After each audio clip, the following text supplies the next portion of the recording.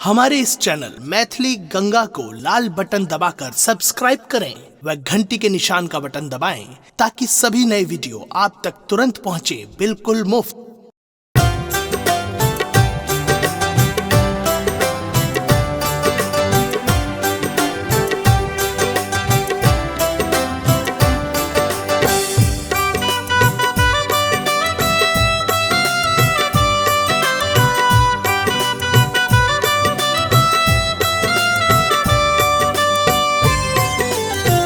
अपने सुन रहल छी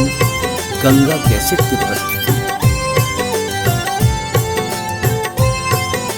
रोग ना जाका कतान केल तोरा ले काटी अहुरियाना रो भंगिया जाका कतान केल तोरा ले काटी अहुरियाना रो हम सब काटिया हुरियाना रो जोगिया काटिया हुरियाना रोगना जाको कतान केल तोरा ले काटिया हुरियाना।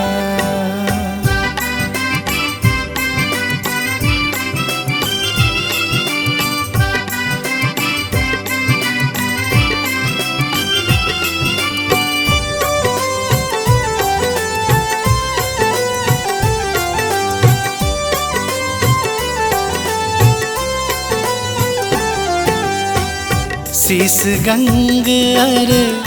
ढंग विराजो नाग गर्दन के शोभा बढ़ाबो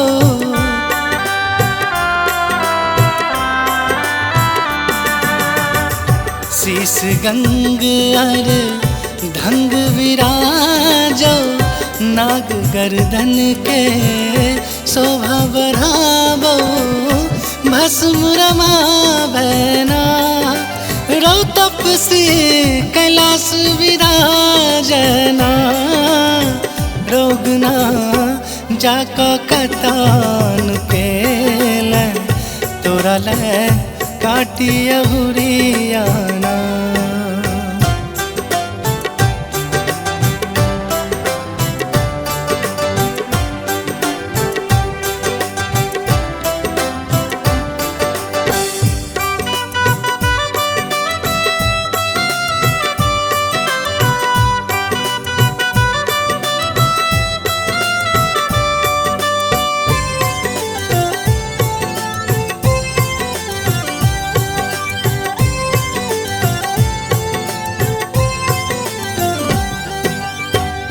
भाल चंद्रमा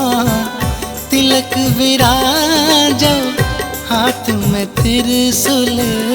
कमंडल साजो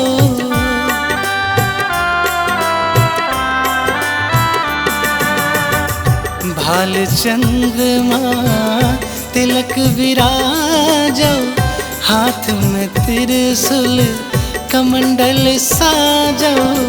अलख जगाने ना रो भंगिया जटाल पुटाने ना रोगना जाको कतान केल तोरा ले काटी अहुरियाना।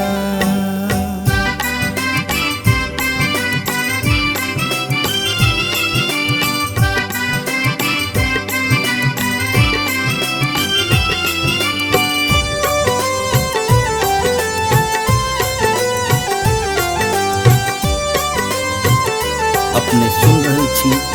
गंगा कैसेट की प्रस्तुति। घर घर घूमी का भीख मंगई छे सौसे जगत के तू ही कष्ट हरई छे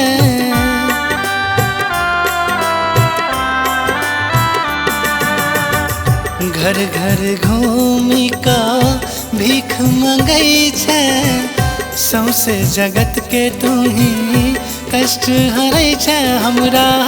दिसने तकई छे ना रो गोपला दिसने तकई छे ना रोग ना जाका कतान केल तोरा ले काटिए हुरियाना रोग ना जाका कतान केल तोरा ले काटिए हुरियाना रो भंगिया जाका कतान केल तोरा ले काटिए हुरियाना रो हम सब काटिए हुरियाना रो जोगिया काटिए हुरियाना रोग ना जाका कतान केल तोरा ले काटिए हुरियाना।